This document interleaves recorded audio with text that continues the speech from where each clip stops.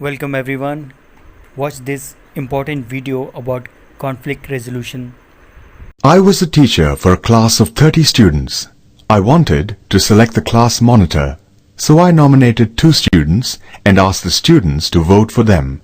After counting the votes, I realized the votes were evenly split. When I announced this to the class, there was a lot of confusion. Half of the class wanted only Sita to be the monitor, while the other half wanted Kumar. It was impossible to make both of them monitors. It was against the rules. What do I do? Welcome to this module on conflict resolution.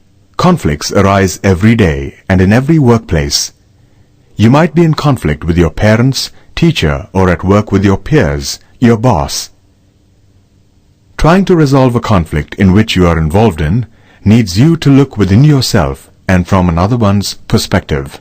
By the end of this module, you should be able to recognize why conflicts occur, identify ways to resolve a conflict.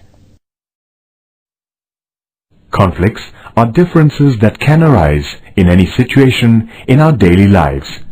For example, the father wants to buy a house right now, but the mother wants to wait for a year. This is a situation of conflict between the father and the mother. But these differences have to be recognized and managed. The manner in which these differences are handled and resolved is called conflict resolution. Kiran was a boy in his teens. He was attending a school which was a few miles from his home. Lately, he was having a lot of trouble at home. From his parents' perspective, Kiran was giving them a lot of trouble. For one, Kiran wasn't interested in studying. He was more interested in playing cricket and watching the sports channel on TV. His parents wanted him to study hard and go to college, but he had absolutely no inclination to do so. Kiran wanted a cycle of his own, but his parents refused. Kiran spent far too much time with his friends playing cricket and generally idling. His parents criticized him for this too. There was a lot of conflict between Kiran and his parents. They simply could not see eye to eye on anything. If Kiran wanted to do something, his parents found some reason to object to it. And if Kiran's parents wanted Kiran to do something which was worthwhile according to them, Kiran refused. Now that you have heard the story of Kiran, sit back and think through the following questions. What would you do if you were in Kiran's position? What would you do if you were in Kiran's parents' position? How would you resolve the conflict between Kiran and his parents? Now you have had time to think through the questions. Turn to your partner and discuss the story. Discuss the questions that were posed. Also, spend time and discuss the following questions. Have you been in any conflict situation? How was the conflict resolved? Was it you who helped resolve it, or was it your partner? Okay, you have now discussed with your partner. During your self-reflection, you would have had certain thoughts.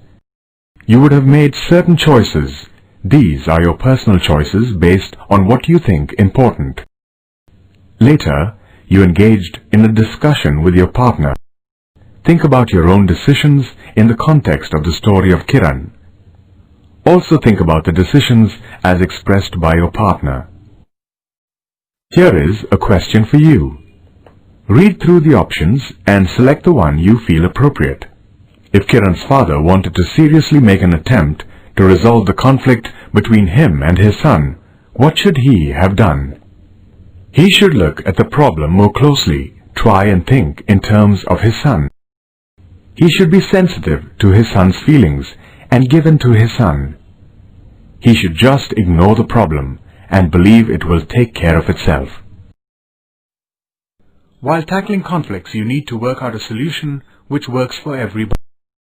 Try and understand the points of view as expressed by others and communicate your views to them. Then think of various solutions to the problem. Choose the one where both of you win or both of you need to compromise in some way.